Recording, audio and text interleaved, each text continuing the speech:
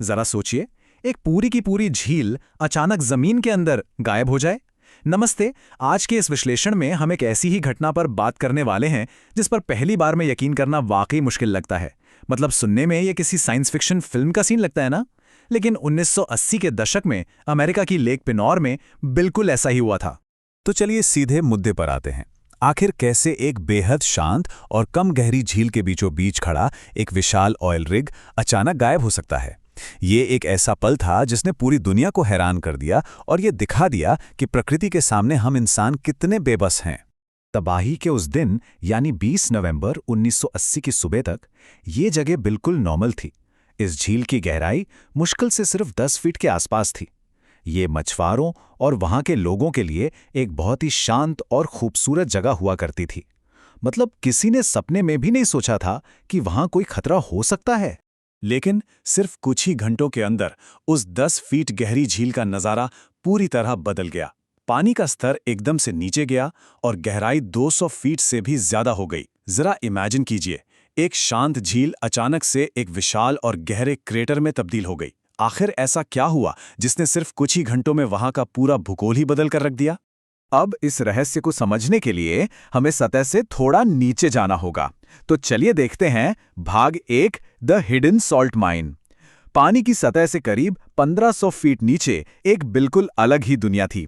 दरअसल इस झील के ठीक नीचे सॉल्ट डोम यानी नमक का एक बहुत बड़ा गुंबद था।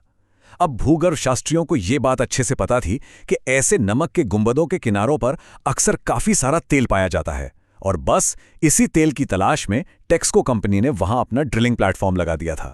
लेकिन दिलचस्प बात यह है कि वहां नीचे सिर्फ तेल नहीं था। उस नमक के गुंबद के अंदर एक विशाल नमक की खदान भी मौजूद थी, जिसे 1919 में खोला गया था। आप यकीन नहीं करेंगे, ये खदान 4 अलग अलग लेवल्स में बटी थी और 1500 फीट की गहराई तक जाती थी। सबसे नीचे वाली सुरंगें तो 100 फीट चौड़ी और 80 फीट ऊंची थीं और इस पूरी खदान की छत को सहारा देने के लिए सिर्फ नमक के ही बड़े बड़े खंभे छोड़े गए थे। और यहीं से हमारी कहानी का सबसे अहम हिस्सा शुरू होता है। भाग 2, अ फेटल मिसकैलकुलेशन, यानी एक ऐसी भूल जो भारी पड़ने वाली थी। अब इस सिचुएशन को ध्यान से समझिए।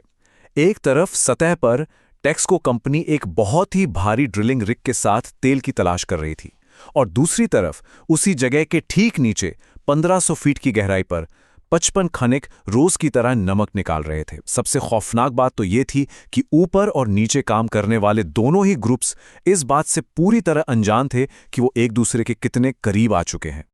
अब जरा सोचिए, ठोस नमक चट्टान की तरह मजबूत तो होता है, लेकिन इसकी सबसे बड़ी कमजोरी क्या है? ताज़ा पानी, राइट?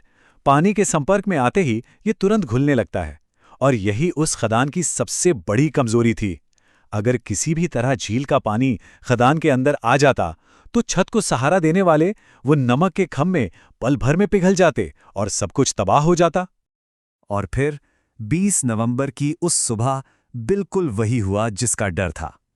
भाग 3, द डेस्परेट एस्केप। सुबह के करीब 6 बज रहे थे। अचानक 1200 फीट नीचे जाकर 14 इंच मोटी ड्रिल फंस गई। कुछ ही देर बाद मशीन में जोर का झटका लगा और ऊपर काम कर रहे लोगों को तुरंत समझ आ गया कि कुछ बहुत बड़ी गड़बड़ है। उन्होंने तुरंत प्लेटफॉर्म खाली कर दिया। देखते ही देखते कुछ ही मिनटों में वो विशाल प्लेटफॉर्म झुका और पूरी तरह झील में समा गया। और ठीक उसी वक्त नीचे 1500 फीट की गहराई में खनिकों को एक अजीब सी आवाज सुनाई दी और गंदा पानी उनके पैरों तक पहुंचने लगा।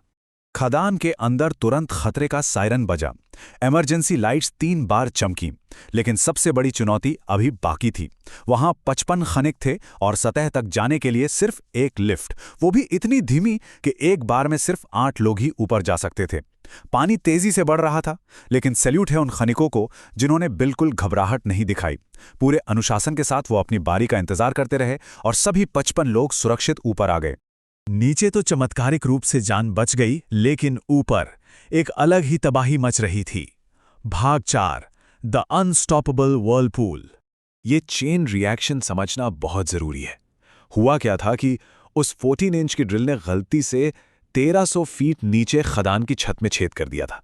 छेद होते ही झील का सारा ताजा पानी अंदर की तरफ बहने लगा। पानी अंदर गया तो छत को संभालने वाले नमक के खंभे पिघलने लगे और जैसे ही खंभे कमजोर हुए वो पूरी की पूरी विशाल खदान धंस गई। तबाही का स्केल देखिए, सिर्फ 3 घंटे के अंदर झील का लगभग 13 अरब लीटर पानी उस खदान के अंदर समा गया। जी हां, 13 बिलियन लीटर्स। ऐसा लग रहा था मानो धरती ने अचानक से मुंह खोला और सब कुछ निगल लिया। लेकिन पिक्चर अभी बाकी है।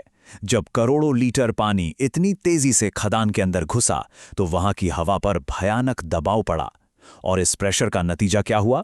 खदान के एक रास्ते से हवा और कीचड़ का इतना जोरदार धमाका हुआ कि हवा में करीब 400 फीट की ऊंचाई तक पानी और मलबे का एक विशाल फव्वारा यानी गीजर फूट पड़ा। जब ये सब शांत हुआ तो जो नजारा सामने था वो और भी हैरान करने वाला था। भाग 5, द शॉकिंग आफ्टरमैथ। मतलब प्रकृति की ताकत देखिए। डेल्कम नहर, जिसका काम झील का पानी मेक्सिको की खाड़ी तक ले जाना था, उसका बहाव अचानक उल्टा हो गया। करीब 40 घंटे तक खाड़ी का खारा पानी उल्टी दिशा में बहकर उस गड्ढे को भरता रहा और इस बहाव में इतनी ताकत थी कि इसने नावों, ट्रकों और यहां तक कि किनारे पर बने एक बोटानिकल गार्डन को भी अपने अंदर खींच लिया। जो कल तक 10 फीट की मीठे पानी की झील थी, वो अब 200 फीट गहरी खारे पानी की झील बन चुकी थी। अब आप सोच रहे होंगे कि इसका जिम्मेदार कौन था। अगस्त 1981 में एक रिपोर्ट आई, लेकिन क्योंकि सारे नक्शे और फाइल्स उस रिग के साथ ही डूब गए थे, तो ये पक्के तौर पर साबित नहीं हो पाया कि कैलकुलेशन में गलती किसकी थी। फिर भी टेक्सको ने कोर्ट के बाहर समझौता किया।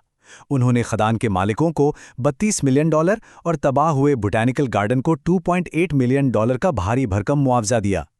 इस तबाही के कुछ सालों बाद दिसंबर 1986 में उस विशाल नमक की खदान को हमेशा हमेशा के लिए बंद कर दिया गया।